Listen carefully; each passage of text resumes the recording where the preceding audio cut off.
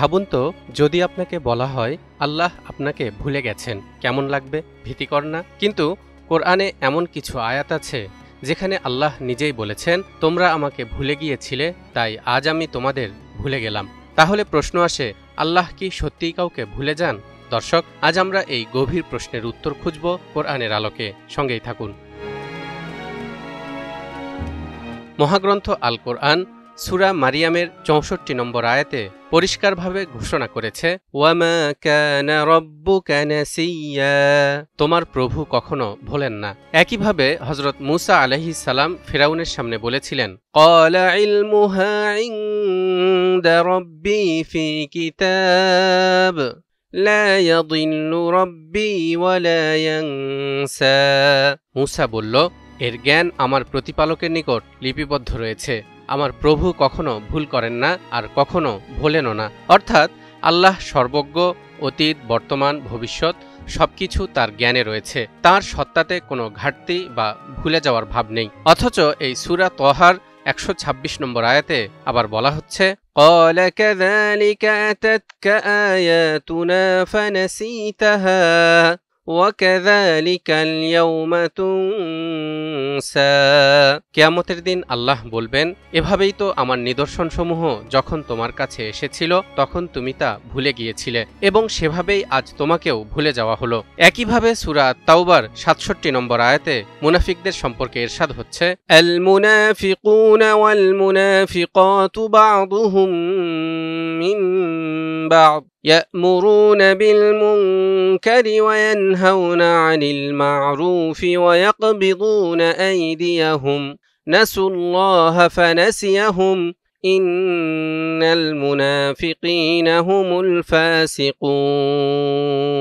মুনাফিক পুরুষ আর মুনাফিক নারী সব একরকম। তারা অন্যায় কাজের নির্দেশ দেয় আর সৎ কাজ করতে নিষেধ করে। আল্লাহর পথে ব্যয় করার ব্যাপারে তারা হাত গুটিয়ে রাখে। তারা আল্লাহকে ভুলে গেছে, তাই তিনিও তাদেরকে ভুলে গেছেন। নিঃসন্দেহে মুনাফিকরা হচ্ছে অতি অবাধ্য। এই আয়াতগুলোতে আমরা স্পষ্ট দেখতে পাচ্ছি আল্লাহ তাদেরকে ভুলে যাওয়ার কথা বলেছেন। তাহলে এই ভুলে যাওয়ার অর্থ কি? দর্শক, এখন আমরা সেটাই জানার চেষ্টা করব। এখানে ভুলে যাওয়া মানে আসলে মনে না থাকা নয়, বরং এর মানে হলো রহমত থেকে বঞ্চিত করা, পরোয়া না করা, ছেড়ে দেওয়া ইত্যাদি। আরবি ভাষায় নাসি বা নিসিয়ান শব্দের আরেকটি অর্থ হল উপেক্ষা করা, পরিত্যাগ করা। অর্থাৎ তারা যখন আল্লাহকে ভুলে গিয়েছিল তখন আল্লাহ তাদেরকে নিজের রহমত ও দয়ার বাইরে রেখে দিয়েছেন।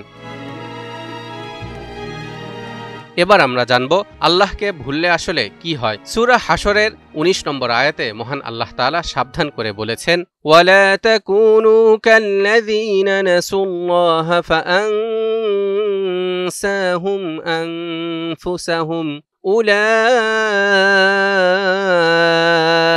হুমুল ফাসিকুন।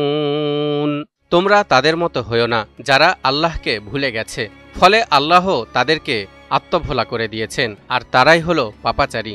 দর্শক, খেয়াল করে দেখুন, এখানে কি ভয়ঙ্কর একটি সত্য প্রকাশ পেয়েছে। আল্লাহকে ভুলে যাওয়া মানে শুধু ঈমান হারানো নয়, নিজের পরিচয়ও হারানো। মানুষ তখন আর নিজের আসল উদ্দেশ্য, মর্যাদা বা নৈতিকতা চিনতে পারে না। ধীরে ধীরে তার আত্মা ভেঙে পড়ে, অন্তরের আলো নিভে যায়। মহান আল্লাহ তাআলা আমাদেরকে এই পৃথিবীতে পাঠিয়েছেন কেবল তাকে মনে রাখার জন্য।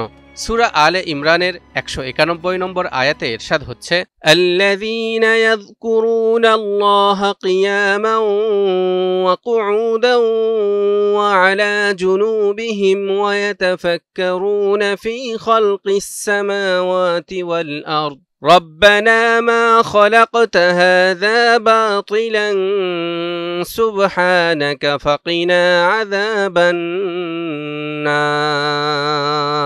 যারা দাঁড়িয়ে, বসে ও শায়িত অবস্থায় আল্লাহকে স্মরণ করে এবং চিন্তা গবেষণা করে আসমান ও জমিন সৃষ্টির বিষয়ে, তারা বলে, হে পরওয়ারদিগার, এসব তুমি অনর্থক সৃষ্টি করনি, সকল পবিত্রতা তোমারই, আমাদেরকে তুমি দোজখের শাস্তি থেকে বাঁচাও।